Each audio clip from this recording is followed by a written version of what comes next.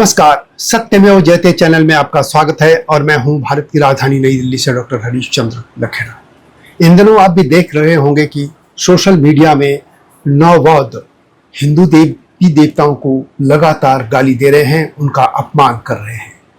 हिंदुओं को, खासतौर पर सवर्णों को गाली दे रहे हैं और ब्राह्मण उनके निशाने पर हैं। आपने भी देखा होगा कि पिछले वर्षों के दौरान जेएनयू की दीवारों पर कुछ आपत्तिजनक नारे लिखे गए थे, जिसमें ब्राह्मण और बनियों की हत्या तक करने की बात की गई थी। आखिर यह कब तक चलेगा? क्या ऐसा ही चलता रहेगा? और गजब बात देखिए कि केंद्र की भारतीय जनता पार्टी नेतृत्व वाली एनडीए सरकार ने उन अपराधियों के खिलाफ, उन दोषियों के खिलाफ कोई एक्शन नहीं लिया जिन्होंने जेएनयू में इस तरीके की नारेबाजी की थी।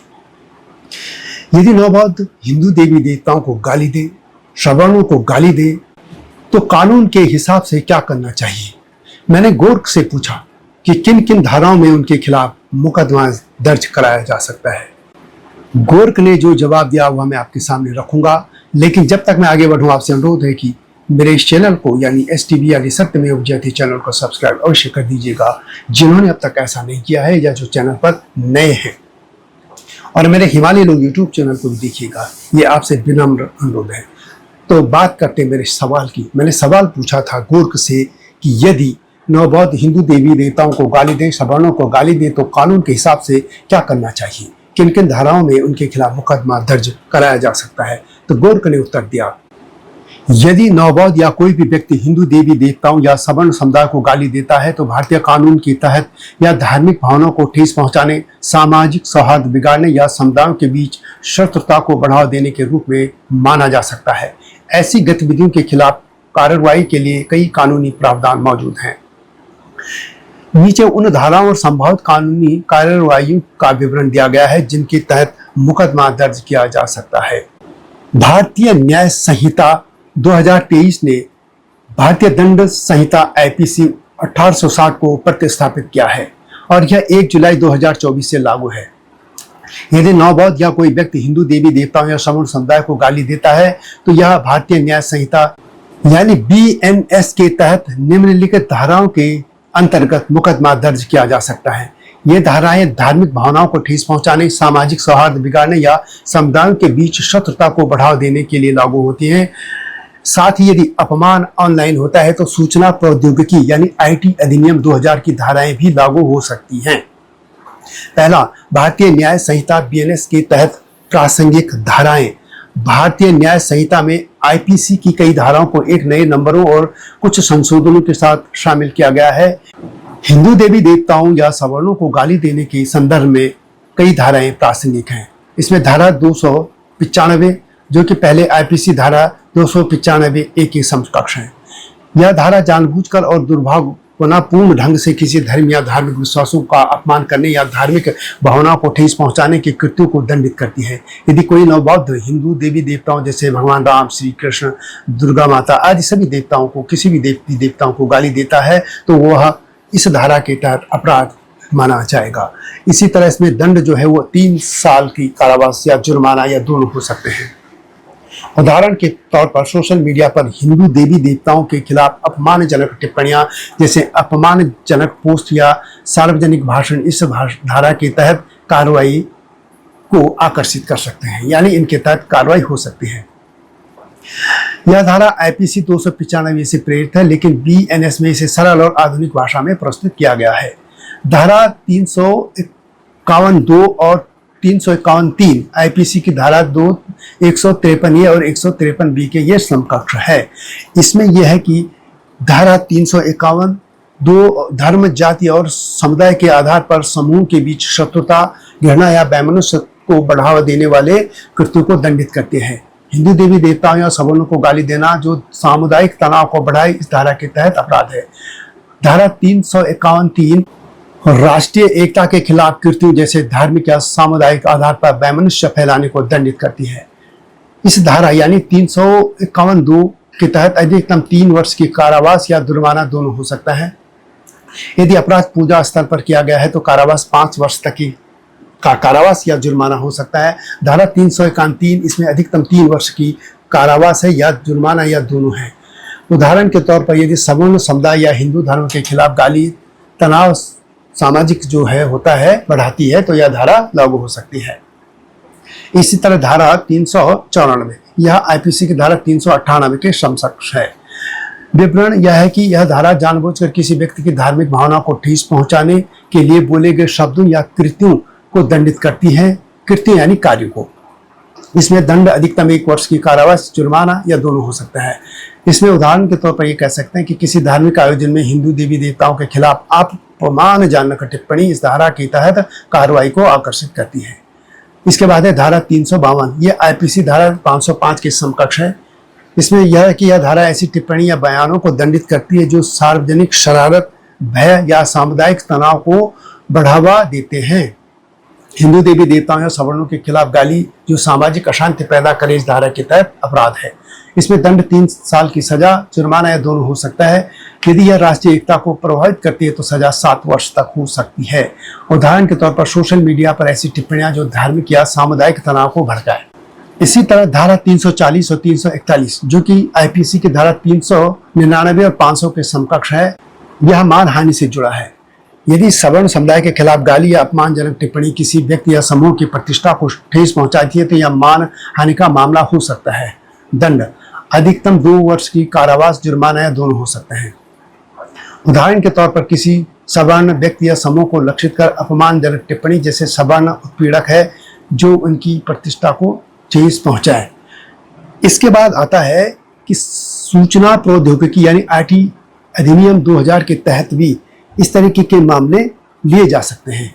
यदि हिंदू देवी देवताओं या सवर्णों के खिलाफ गाली या अपमानजनक टिप्पणियां ऑनलाइन जैसे सोशल मीडिया, व्हाट्सएप या यूट्यूब आदि पर की जाती है तो निम्नलिखित धाराएं लागू होती हैं। पहली है धारा 67, इसमें आपत्तिजनक, अश्लील या अपमानजनक सामग्री का इलेक्ट्रॉनिक माध्यम से प्रसार।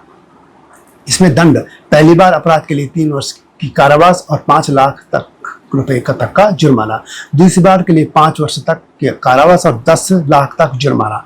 और इसमें धारा 366 है, इसमें कंप्यूटर या इलेक्ट्रॉनिक माध्यम से अपमानजनक टिप्पणी प्रसारित करने पर यह लागू होती है। इसमें दंड 3 वर्ष की कारावास और जुर्माना हो सकता है। उदाहरण के तौर पर फेसबुक या ट्विटर पर हिंदू देवी देवताओं के खिलाफ अपमानजनक पोस्ट या वीडियो यानी किसी भी सोशल मीडिया के प्लेटफॉर्म पर ऐसा करने पर यह सजा हो सकती है। इस तरह की शिकायतें आने पर सबसे पहले पुलिस के पास जाना होगा। प्रभावित व्यक्ति या सामूहिक तौर पर भी लोग, स्थानीय लोगों का समूह पुलिस स्टेशन में शिकायत दर्ज करा सकता है और इसके लिए सबूत देने होंगे जैसे कि video, audio, social media screenshot. गवाह के आधार पर पुलिस FIR यानी रिपोर्ट दर्ज करती है और इसमें भारतीय न्याय संहिता धाराओं का जो उल्लेख किया गया है उसके तहत मुकदमा दर्ज हो सकता है। इसके बाद पुलिस सबूतों की जांच करती है और यदि अपराध सिद्ध होता है तो चार्जशीट दाखिल की जाती है और गंभीर मामलों में आरोपी को गिरफ्तार भी किया जा सकता है, यानी नौबौद्धों को गिरफ्तार भी किया जा सकता है। इसके बाद मामला अदालत में भी जाता है और जहां सबूतों के आधार पर सजा भी मिलती है या बरी भी हो सकता है। यह फैसला अदालत करती है। यह भी जानने लायक है कि यदि टिप्पणियां सामुदायिक तनाव को बढ़ाती है तो भारतीय नागरिक सुरक्षा संहिता BNSS 2023 की धारा 163 और पहले जो CRPC धारा 144 थी के तहत निषेधाज्ञा लागू की जा सकती है। खासतौर पर यह देखना होगा कि हिंदू देवी देवताओं को गाली यदि नौबौद्ध देते हैं, किसी भी देवता को अपमानित करते हैं तो BNS की धारा 295, 351 और 352 के तहत मुकदमा दर्ज हो सकता है। यह मैं दोबारा बता रहा हूँ। एक उदाहरण भी देता हूँ। 2023 में कानपुर यानी जो उत्तर प्रदेश का एक शहर है में नौबौद्धों ने हिंदू देवी देवताओं के खिलाफ टिप्पणी की थी, उन पर यह आरोप लगा था और पुलिस ने IPC 2095 और अब जो है BNS 2095 के तहत जांच शुरू की थी। यदि सवर्ण समुदाय जैसे ब्राह्मण, क्षत्रिय, बनिया आदि कोई भी जो सवर्ण समाज है के खिलाफ गाली या सामाजिक शत्रुता को कोई नवबौद्धों की टिप्पणी इसको बढ़ावा देती है तो BNS की धारा 351(2) और 351(3) और 352 लागू हो सकती है। यदि यह किसी व्यक्ति विशेष की प्रतिष्ठा को ठेस पहुंचाती है तो धारा 340-41 मानहानि के तहत कार्रवाई हो सकती है। यह मैं संक्षिप्त में दोबारा बता रहा हूं। और ऑनलाइन अपमान, सोशल मीडिया पर अपमानजनक टिप्पणियों के लिए बीएनएस धारा 295 और 351 के तहत आईटी एक्ट धारा 67 लागू हो सकती है। उदाहरण के लिए 2020 में बलरामपुर उत्तर प्रदेश में एक व्यक्ति को धार्मिक टिप्पणियों के लिए आईपीसी 295 और आईटी एक्ट के तहत गिरफ्तार किया गया था। अब इसको आपको करना क्या है? यदि आपको इस तरह की कोई कमेंट या कोई पोस्ट मिलती है तो सबसे पहले आपको पुलिस के पास जाना होगा, स्थानीय पुलिस स्टेशन में शिकायत दर्ज करनी होगी। जैसे मैंने पहले भी कहा, सबूत देने होंगे, video, audio, social media post जो भी है उसकी स्क्रीनशॉट वगैरह। इसके बाद आप कानूनी सलाह अपने वकील से ले सकते हैं ताकि धाराओं बीएनएस की जो है उनके तहत मामला दर्ज हो सकते हैं। ऑनलाइन भी शिकायत आप कर सकते हैं। यदि ऑनलाइन शिकायत सोशल मीडिया पर हुई है तो प्लेटफॉर्म जैसे ट्विटर, फेसबुक, इंस्टाग्राम या जो भी है उनकी सामग्री है तो पुलिस को तुरंत सूचना दें। सामाजिक सौहार्द बढ़ाना चाहिए, अपनी तरफ से कोई टिप्पणी न करें। कानूनी कार्रवाई के तहत सामुदायिक तनाव को कम करने के लिए संवाद को बढ़ावा दें, यानी उस व्यक्ति से बात की सकती है कि आपने ऐसा क्यों किया। साइबर सेल भी है हर जगह पुलिस का। ऑनलाइन अपमान के लिए स्थानीय साइबर सेल में शिकायत दर्ज करें जो आईटी एक्ट के तहत कार्रवाई कर सकता है। और इसमें कुछ सावधानियां भी जरूरी है। पहले सबूतों का महत्व होना चाहिए। कानूनी कार्रवाई के लिए ठोस सबूत जरूरी है, बिना सबूत के शिकायत कमजोर हो सकती है।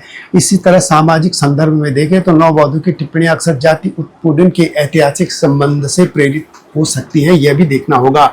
कानूनी कार्रवाई के साथ साथ सामाजिक संवाद जरूरी है, जैसे मैंने पहले भी कहा। कानून का दुरुपयोग नहीं होना चाहिए, यानी शिकायत तथ्यपरक और उचित होनी चाहिए ताकि कानून का दुरुपयोग न हो। और अंत में निष्कर्ष में संक्षिप्त भाषा में कहूँ और इसका निष्कर्ष में बताऊं तो हिंदू देवी देवताओं या सवर्णों को गाली देने वाले नववधू या किसी भी अन्य व्यक्ति के खिलाफ भारतीय न्याय संहिता बीएनएस की धारा 295, 351, 351, 294, 352 और 340, 341 के तहत मुकदमा दर्ज किया जा सकता है। ऑनलाइन अपमान के लिए आईटी एक्ट धारा 67 लागू हो सकती है। शिकायत दर्ज करने के लिए सबूतों के साथ पुलिस से संपर्क करें और कानूनी सलाह दें। सामाजिक सौहार्द बनाए रखने के लिए कानूनी कार्रवाई के साथ संवाद को भी प्राथमिकता दें। और मुझे लगता है कि यदि हिंदू समाज के लोग इस कानूनी प्रक्रिया का पालन करेंगे तो नववधू को रोका जा सकता है कि वे हिंदू देवी देवताओं का अपमान न करें और सवर्णों को भी गाली न दें। यह वीडियो कैसी लगे कमेंट में अवश्य लिखें। जल्दी आऊँगा नई इस तरह की जानकारी के साथ, तब तक नमस्कार। हिमालय पे पेड़ हो तो गीत गाएंगी नदियाँ, गीत गाएंगी नदियाँ। पेड़ों पे चिड़िया है तो गीत गाएंगी नदियाँ, पेड़ों पे चिड़िया है तो गीत गाएंगी नदियाँ। माँ की लोरी जैसे होते हैं नदियों के गीत।